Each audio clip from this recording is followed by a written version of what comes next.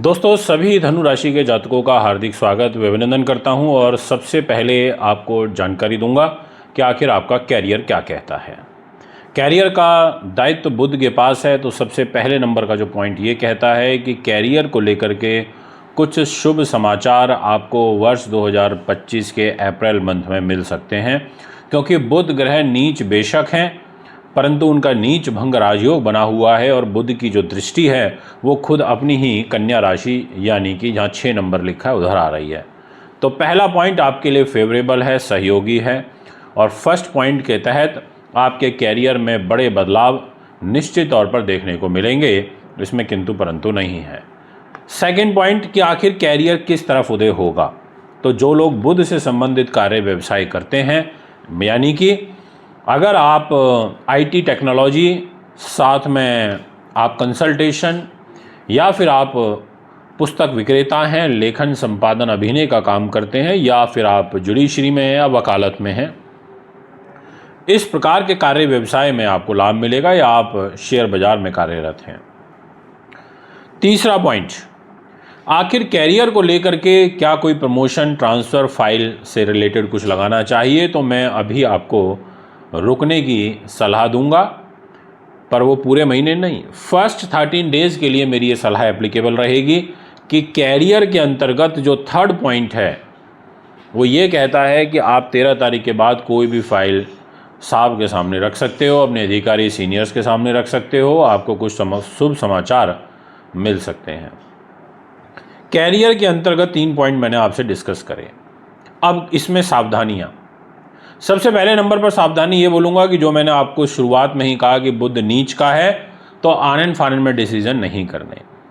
Second point, mother के साथ आपका कुछ गड़बड़ हो सकती है, आप कैरियर के लिए जा रहे हो, काम के लिए जा रहे हो और मदर ने कोई बात बोल दी और उनके साथ कहासुनी हो गई, इग्नोर करना है। थर्ड पॉइंट, कैरियर को लेकर के जब भी आप कोई कागज़ साइन करें तो थोड़ा बहुत सावधानी के साथ कार्य को संपन्न करें, कागज़ों को साइन करें। Career complete. अब हम मूव करते हैं सेकंड, हमारे दूसरा जो हमारा पहलू रहेगा वो है आपका मान सम्मान। पहला पॉइंट ये कहता है मान सम्मान के अंदर आपका मिला जुला सा रहेगा, कोई बहुत बड़े बदलाव मुझे नहीं नज़र आ रहे। दूसरा पॉइंट ये कहता है कि अगर आप टीचिंग, लेक्चरर, प्रोफेसर, आप आध्यात्म का काम करते हैं या इंस्टीट्यूशन है, तो सेकंड पॉइंट के अंतर्गत आपका इस फील्ड से जुड़ा हुआ मान सम्मान भी कोई ख़ास मुझे नहीं दिखाई देता। तीसरा पॉइंट कि अगर आप कुछ नए लोगों से मिलना चाहते हो, अपने सर्कल को बढ़ाना चाहते हो, तो ये महीना आपके लिए उतना अनुकूल नहीं है।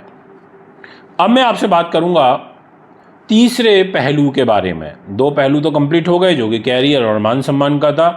थर्ड पहलू है आपका फाइनेंस। पैसा तो हर व्यक्ति की नीड है। फाइनेंस के अंतर्गत जो फर्स्ट पॉइंट रहेगा वो ये कहता है कि आपको ज़मीन जायदाद से, प्रॉपर्टी से पैसा आएगा। इसी हमारे फाइनेंस वाले घर का जो सेकंड नंबर का पॉइंट है वो ये कहता है कि परिवार के साथ आपके मतभेद होंगे, इसमें किंतु परंतु नहीं है। और थर्ड पॉइंट ये कहता है कि आपकी मदर की जो हेल्थ है वो डिस्टर्ब रहेगी। और इसी में एक चौथा पॉइंट ये कहता है कि आपको झूठ बोलने से बचना चाहिए, अधिक झूठ आपके तनाव का कारण बनेगा। तो पैसा आपको विशेष रूप से जो सोर्स ऑफ इनकम है आपका वो रियल इस्टेट, माइनिंग, भूगर्भ, एग्रीकल्चर, इससे रिलेटेड आता हुआ प्रतीत होता है। अब हम चौथे पहलू के बारे में बात करेंगे जिसके अंतर्गत आपकी हेल्थ आएगी, आपके रोग, चोट, शत्रु, बाधा, पुलिस केस, मुकदमे वाले घर आएंगे। तो पहला पॉइंट ये कहता है कि शुक्र आपको उच्च कोटि के दुश्मन प्रदान करेगा, यानी कि आपकी जो दुश्मनी है वो बड़े लोगों से होगी। सेकंड पॉइंट, चौथे पहलू के अंतर्गत जो सेकंड पॉइंट होगा वो ये कहता है कि आपको स्वास्थ्य में विशेष रूप से बॉडी के अंदर फैट नहीं बढ़ने दे रहा, आपको लीवर, किडनियों का विशेष रूप से ध्यान रखना है। आपका फैटी लीवर हो सकता है, अगर चल रहा है तो अपना प्रॉपर डॉक्टरी इलाज लें। तीसरा पॉइंट इसमें यह कहता है कि आपको बेवजह किसी से नहीं उलझना। अब हमारे 4 पहलू कंप्लीट हुए, अब हम 5वें पहलू की ओर मूव करेंगे और वो ये है कि क्या आपको सुख साधनों से रिलेटेड कोई चीज़ खरीदनी चाहिए, तो मैं बहुत गंभीरता के साथ और स्पष्टता के साथ इस 5वें पहलू के अंतर्गत पहले पॉइंट में ये कहना चाहूँगा कि आप दिनांक 14 अप्रैल से अगर कोई प्रॉपर्टी रिलेटेड कार्य करना चाहते हैं तो आप कर सकते हैं। ग्रह आपके साथ है। पॉलिटिकल लोगों को भी दिनांक 14 तारीख के बाद सेकंड नंबर का पॉइंट ये कहता है कि आपको राजनीतिक सफलता प्राप्त होगी। थर्ड पॉइंट ये कहता है कि आपको जनता का स्नेह और प्रेम भी प्राप्त होगा। हमारे 5 पहलू जन्म पत्रिका से संबंधित पूरे हो चुके हैं। छठे पहलू के अंतर्गत मैं आपकी शिक्षा से जुड़े हुए बात करूंगा। आपको जन्म पत्रिका में देख सकते हैं कि जहां पर 1 नंबर लिखा हुआ है वो है आपका बुद्धि उन्नति, नीति शास्त्र और विद्वानता का घर। यानी कि आपको विशेष रूप से छठे पहलू में पहले पॉइंट पर यह कहूँगा कि आपको एजुकेशन में बाधा आएगी फर्स्ट 14 डेज। सेकंड पॉइंट में कहूँगा कि बुद्धि भी ठीक तरीके से काम नहीं चलेगी, क्रोध ज़्यादा आएगा। थर्ड पॉइंट में ये कहना चाहूँगा संतान के साथ वैचारिक रूप से मतभेद काफ़ी बढ़ेंगे। चौथे पॉइंट में ये कहना चाहूँगा कि आपका संतान की एजुकेशन से संबंधित या आपका जो दायित्व अपनी संतान के प्रति बनता है उसमें आपको प्रॉब्लम क्रिएट हो सकती है। फिफ्थ पॉइंट में आपको ये कहूँगा कि आपको शुरुआती 13 दिनों में बहुत ज़्यादा हाई रिस्क शेयर बाज़ार के अंदर नहीं लेकर के चलना है। ये 4 पॉइंट हैं जिनका आपको ध्यान रखना है। पर आखिर क्यों मैंने 14 तारीख तक को इंक्लूड करा, अब मैं 5th पॉइंट के अंतर्गत इस चीज़ को क्लियर करूँगा।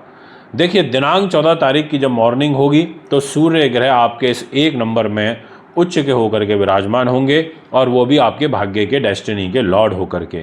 यानी कि भाग्य का लॉर्ड उच्च होना आपके लिए उच्च कोटि के रिजल्ट देगा, बट 14 तारीख से। तो यानी कि 14 अप्रैल से जो संतान से, बुद्धि से, अकस्मात धन लाभ से, आपके दायित्व जिम्मेदारियों से संबंधित जो आपको तनाव चल रहा है उसमें आपको काफ़ी कमी महसूस होगी और आपको रिलीफ प्राप्त होगा। ये मैं आपको 100% कह सकता हूँ। यानी कि पहले 14 डेज़ के कंपैरेटिवली बाद के जो 16 दिन रहेंगे वो ज़्यादा अच्छे दिखाई पड़ते हैं। अगर आप प्रतियोगी परीक्षाओं की तैयारी कर रहे हैं, आप कॉम्पिटिटिव एग्ज़ाम्स में कोई आपका इंटरव्यू है, आप क्रैक कर लेंगे, ऐसी ग्रह स्थिति भी नज़र आ रही है। अभी हमारे 6 पहलू कंप्लीट हुए हैं जिसके अंदर निम्नलिखित पॉइंट हमने आपसे डिस्कस करे। अब मैं 7वें पहलू के बारे में बात करूंगा और वो रहेगा आपका दाम्पत्य जीवन। जो आप देख सकते हैं जहां इस कुंडली के अंदर 3 नंबर लिखा हुआ है वो आपका मैरिज का घर है। इसके अंतर्गत पहला पॉइंट ये कहता है कि मैरिज में कलह कलेश और बाधा उत्पन्न होगी। मंगलिक दोष होने के कारण आप में क्रोध की प्रवृत्ति ज़्यादा देखने को मिलेगी। और सेकंड क्रोध, पहला आपका मैरिज लाइफ ख़राब रहेगा। थर्ड पॉइंट, आपको व्यापारिक पार्टनर से भी कोई धोखा फरेब और चीटिंग हो सकती है। थर्ड पॉइंट ऐसा इंडिकेट कर रहा है। फोर्थ पॉइंट ये कहता है स्पेशली कि अगर आप कोई लंबी दूरी की यात्रा करना चाहते हैं तो वो यात्रा भी आपके लिए काफ़ी सहूलियत वाली रह सकती है। 7 पहलुओं पर अभी हमने डिस्कशन किया। अब मैं 8वें पहलू के अंतर्गत आपसे बात करूंगा कि आपकी डेस्टिनी आपको कितना सपोर्ट करेगी। तो 8वें पॉइंट में आपको 14 अप्रैल से आपकी डेस्टिनी का भरपूर सहयोग सपोर्ट प्राप्त होता हुआ नज़र आ रहा है। उसके लिए आपको बहुत बहुत अग्रिम शुभकामनाएं। सूर्य वर्ष 2025 में पहली बार उच्च होंगे, अप्रैल महीने में होंगे। इनका परिक्रमा मार्ग एक बार फिर से प्रारंभ हो जाएगा और ये आपके लिए एक पॉजिटिव साइन है कि भाग्य शुच होगा। तो भाग्य के अनुरूप 14 तारीख से आपके कार्य सिद्ध होने लगेंगे। अब हम बात करेंगे नेक्स्ट पहलू के बारे में और वो रहेगा 9 नंबर का पहलू। 9 नंबर का पहलू ये कहता है कि अगर आप लाभ के दृष्टिकोण से कोई एक्सपोर्ट इंपोर्ट करते हैं तो आपके लिए ग्रह स्थिति अनुकूल है।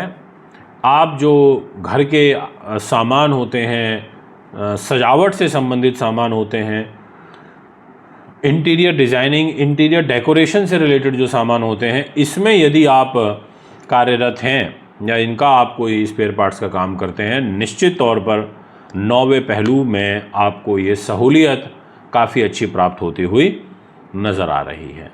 अब मैं आपसे बात करूँगा 10वें पहलू के बारे में कि कहीं कोई धोखा फरेब चीटिंग तो नहीं हो रही। ऐसा ग्रह योग 10वें पॉइंट के अंतर्गत मुझे तो दिखाई नहीं पड़ता। हाँ, एक 11वें पॉइंट में मैं आपके लिए शुभ समाचार ज़रूर दूंगा, और वो शुभ समाचार ये है कि आपके लिए नीच भंग राजयोग और साथ में आपके लिए एक मालव्य नाम का महापुरुष राजयोग, इन दोनों राजयोगों की बदौलत आपका जीवन काफ़ी सुचारू रूप से चलेगा। शनि की ढैया दिनांक 29 मार्च 2025 से आपके जीवन में प्रारंभ हो चुकी है, तो इसलिए शनि के उपाय करते रहिएगा, शनि की पूजा करते रहिएगा, ताकि शनि का नकारात्मक प्रभाव शांत हो। मन पर किसी भी बात को बहुत गंभीरता से मत लगाइएगा। अगर आप भी अच्छी क्वालिटी के रत्न रुद्राक्ष लेना चाहते हैं, पूजा पाठ कराना चाहते हैं, आप मुझे संपर्क कर सकते हैं। दोस्तों, एक बार फिर मैं आपके बीच में आगामी कार्यक्रम में फिर उपस्थित हूँगा। आपसे इजाज़त चाहता हूँ। नमस्कार।